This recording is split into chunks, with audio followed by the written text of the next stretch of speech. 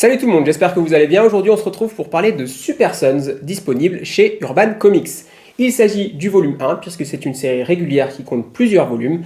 Je vais donc vous parler du tout premier numéro de cette série, et comme ça vous donnera une petite idée et peut-être l'envie de découvrir cette série, et ensuite peut-être de la continuer. C'est une série écrite par Peter G. Tomasi, à qui l'on doit d'excellentes séries sur l'univers de Batman notamment, et dessinée par Jorge Jiménez, avec Alison Borges je suppose, couleurs.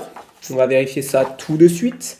Ça ne correspond pas. J'ai Alejandro Sanchez pour les couleurs, donc je ne sais pas que fait cette personne.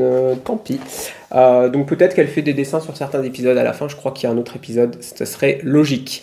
Toujours est-il que cette série va mettre en scène, vous en doutez, Super Sons, les Super Fils, le fils de Superman que vous voyez ici, qui ressemble à une sorte de mini Superman, le petit signe, les yeux qui font les rayons, et puis Robin, Damian Wayne, le fils de la chauve-souris Batman.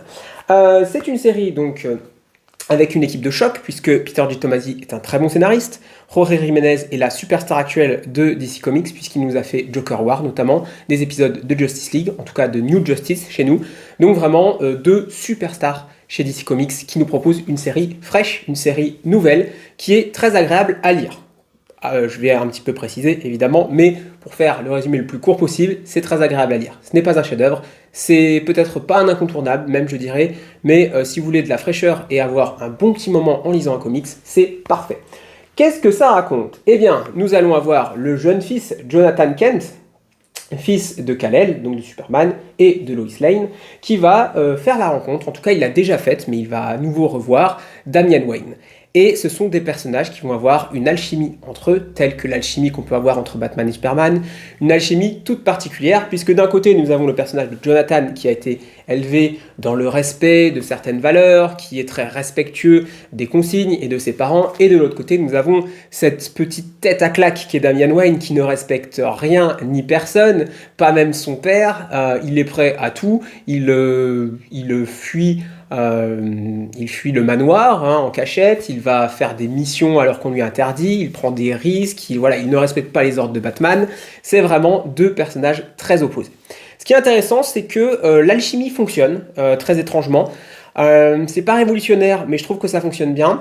J'ai un petit peu de mal en tout cas avec le personnage de John, puisque autant Damian Wayne est super efficace, j'adore ce personnage, de toute façon je pense que c'est ce qui est arrivé de mieux à l'univers de Batman, pareil ces 10 dernières années, parce que ça fait à peu près un petit peu plus de 10 ans que Damian Wayne existe, et voilà, c'est devenu un personnage central, même si j'adore toujours en tant que fanboy, et que mon père préféré c'est Nightwing, Dick Grayson, il reste que, en réalité, objectivement, Damian Wayne est le personnage sans doute le plus intéressant qu'on a eu ces dernières années dans l'univers de Batman. Avec bien évidemment Bruce Wayne, qui reste toujours aussi intéressant. De l'autre côté, John est un peu lisse, c'est-à-dire que il fait barabajois, il veut rien faire, il veut tout respecter. Alors c'est bien, certes, mais du coup il en devient fade. Et il n'a pas le pouvoir, il n'a pas le sens des responsabilités qu'a Superman, parce que Superman peut paraître ennuyeux, certes, mais Superman a des valeurs très hautes, il a une puissance phénoménale, c'est tel un dieu sur Terre, qui fait que ça va en bien avec le personnage. Alors que John n'est qu'un enfant, et du coup ça fait un peu juste quelqu'un qu'on doit tirer constamment et qui est un peu embêtant alors qu'il a des capacités incroyables, alors pas toutes justement, ce qui fait qu'il est un peu limité. Et d'autre côté nous avons ce génie incroyable, génie scientifique, génie mental, génie physique qu'est Damian Wayne, qui arrive à résoudre toutes les situations. Donc il y a vraiment un déséquilibre pour moi dans la relation. Je vais vous montrer quelques planches.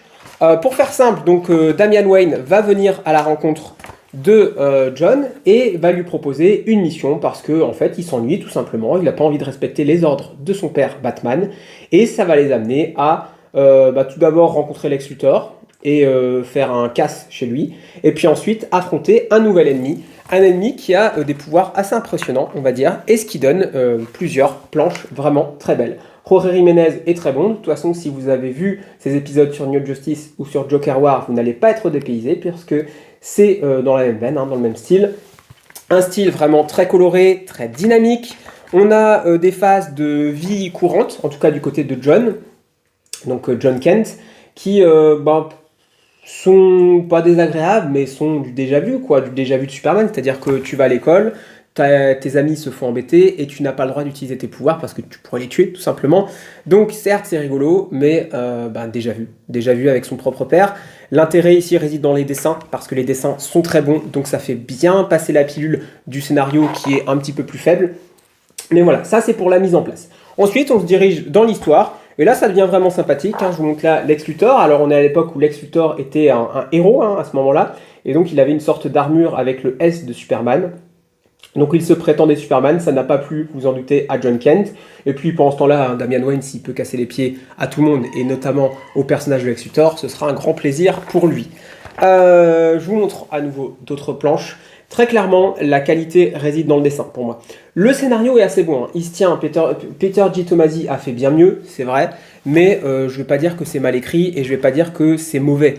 Vraiment, ça se tient, c'est vraiment quelque chose de très mainstream, de très classique, de très divertissant en fait, hein. Le comics est de toute façon divertissant. Alors on aspire parfois, c'est vrai, et c'est bien d'aspirer à avoir des comics qui soient davantage qu'un simple divertissement de base, qui ait des valeurs, qui fasse réfléchir, qui ait un aspect philosophique. C'est toujours très intéressant, et on en a, heureusement. Mais parfois, un petit divertissement pur et dur, sachant que c'est Super Son, c'est 2 enfants, on sait très bien que la cible parfaite pour ce comics, ça va être des jeunes, justement. C'est-à-dire que si vous avez des enfants et que vous voulez leur faire lire un comics, c'est parfait. Super Son, c'est super pour eux. On parle d'école, on parle d'enfants qui respectent pas les règles, qui se font gronder par leurs parents. La violence n'est pas exacerbée. C'est nickel pour ça. Donc franchement, vu que pour moi, je pense que c'est le but du titre, bah c'est parfait, c'est bien fait, avec un dessin accrocheur, un dessin dynamique, fluide, des couleurs vives, tout est là. Donc vraiment, je n'ai pas boudé mon plaisir. À défaut de me dire que c'est un comics incroyable et sur lequel je vais revenir souvent, je trouve ça très bien. J'ai pas pris la suite parce que voilà, on fait des choix, et donc on n'a pas de l'argent illimité. J'ai choisi d'arrêter la série, mais j'aurais très bien pu la continuer. Si j'avais gagné au loto, je pense que j'aurais pris la suite. Je vous montre à nouveau ces planches-là, incroyables, avec un personnage féminin qui va être central dans l'histoire, qui va être un peu la princesse, entre guillemets, à sauver, encore que vous aurez des surprises à l'intérieur. Et puis, je ne vais pas vous en révéler plus parce que c'est quand même intéressant à découvrir. Donc, c'est Super Sons, une série qui est sortie maintenant il y a pas mal de temps, hein, chez nous. Et du coup, il y a plusieurs volumes disponibles. Donc, si vous avez un coup de cœur sur cette série après avoir lu le premier ou juste en ayant vu ma présentation, n'hésitez pas, vous aurez de quoi lire. Si vous avez des enfants, comme je l'ai dit, n'hésitez pas. C'est parfait pour les plus jeunes. Ça permet d'avoir une sélection parce que tout n'est pas disponible pour les enfants. Vous n'allez pas faire lire du Doomsday Clock aux enfants. Parce que 1, ils vont s'ennuyer, et puis 2, c'est ultra violent et ultra complexe à comprendre, et avec un aspect philosophique à l'intérieur, de même que Watchmen, hein, encore mieux, voilà, ou d'autres comics du genre. Voilà, c'est tout pour moi pour aujourd'hui. Lisez des comics, nous on se retrouve pour une prochaine vidéo la semaine prochaine. Ciao.